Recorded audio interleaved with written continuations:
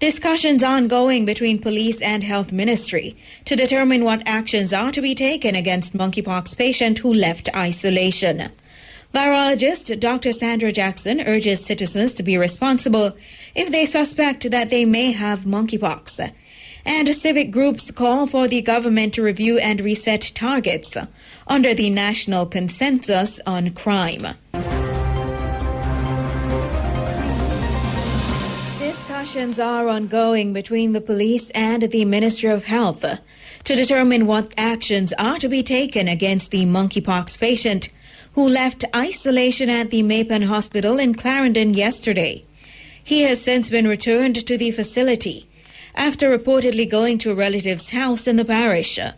Head of the Corporate Communications Unit, Senior Superintendent Stephanie Lindsay, said the authorities are still assessing what direction to take.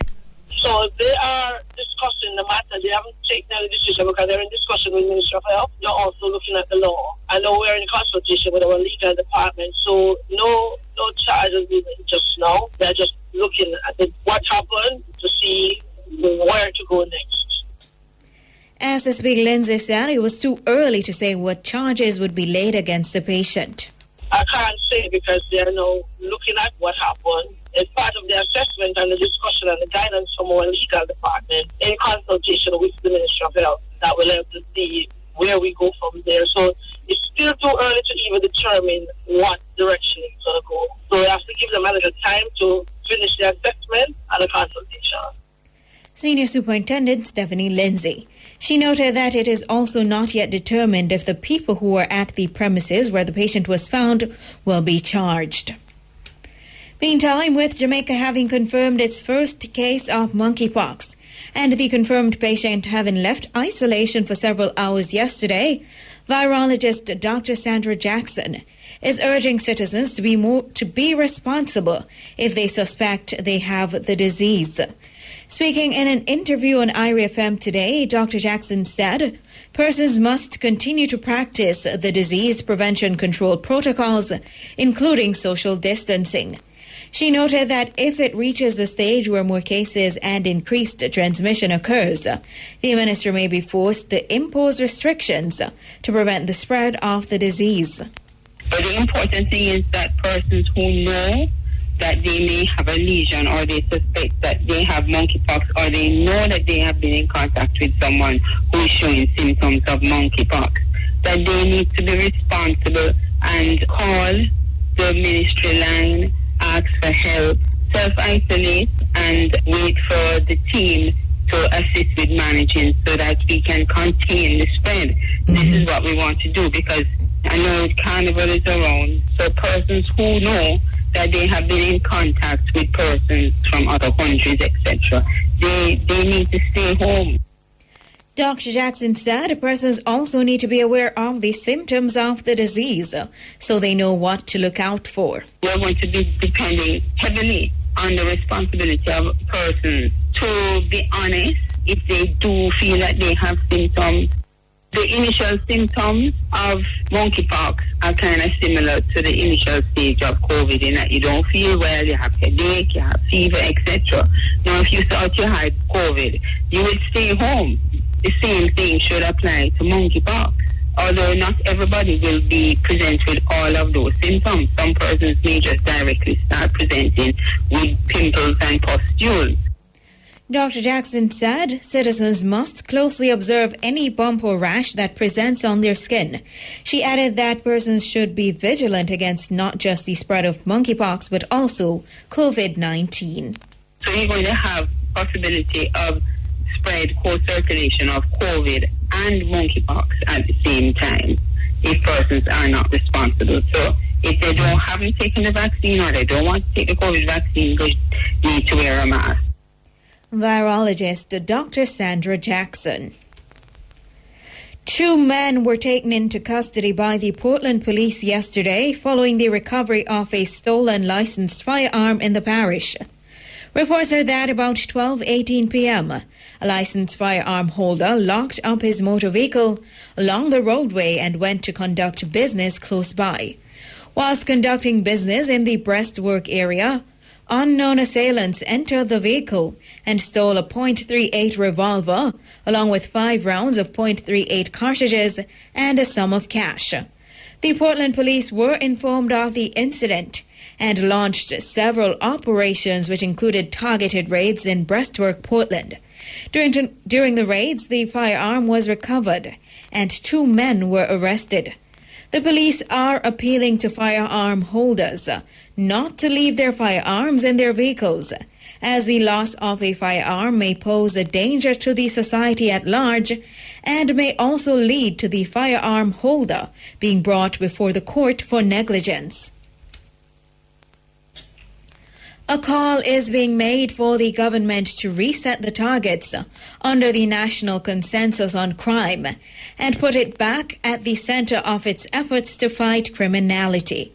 Members of the business and civic society note that with the second anniversary of the August 2020 consensus approaching, it's an opportune time to take stock and refocus on the priorities. More in this report from Clement Reed. The consensus was agreed upon by government, the opposition, civil society and the private sector with the aim to transform Jamaica into a safe and secure society.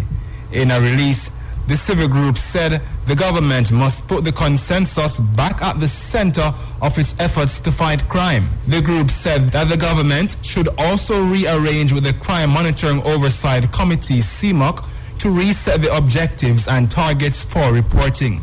Meantime, the group said they're heartened to note that budgetary support for the Ministry of National Security has trended back to pre-COVID levels. While acknowledging the progress made to date, the group said several areas are tracking behind. These include amendments to the Firearms Act that are currently before a joint select committee of Parliament and the highly anticipated Enhanced Security Measures Act. The groups acknowledged that anticipated timelines on some targets would have been delayed or deferred due to COVID-19. Reporting for IRFM News, I'm Clement Reed. Councillor for Harbourview, Oliver Harris-Clue, is again calling for the intervention of Member of Parliament for East Rural St. Andrew, Juliet Holness, in getting some residents regularised with the Jamaica Public Service, JPS. It's reported that over 500 households in the Harbour Heights Bayshore community are not connected to the JPS grid, with many residents resorting to stolen electricity. Councillor Clue said over the years, discussions have been held with representatives from the JPS and some residents have legally joined the grid. However, many more residents are facing challenges and need help with becoming regularized.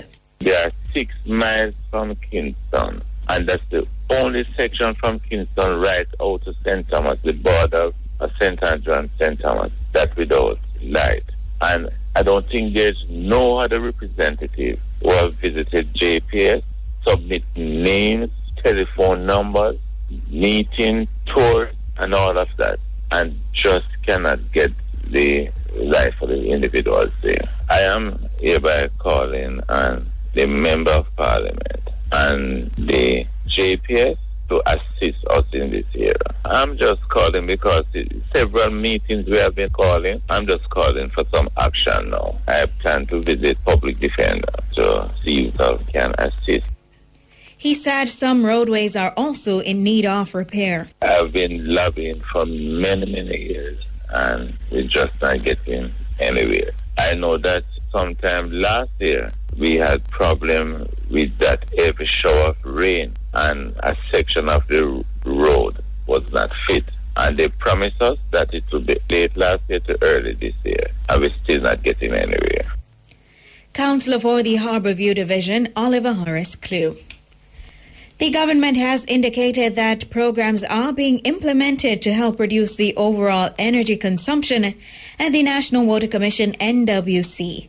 Minister without portfolio in the Ministry of Economic Growth and Job Creation, Senator Matthew Samuda, said this will help to change the cost structure of the Commission's operations. He explained that the funds saved will be used to provide more running water to customers.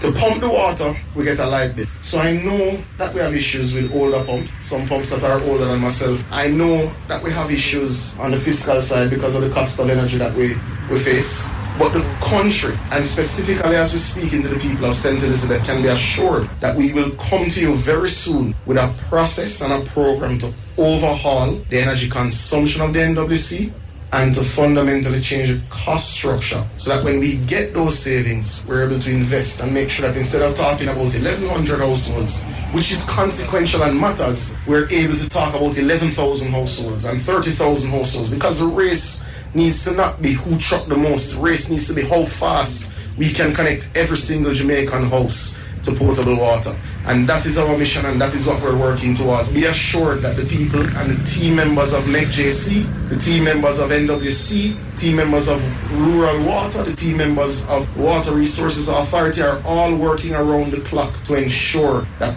every single Jamaican has access to potable water. Senator Matthew Samuda.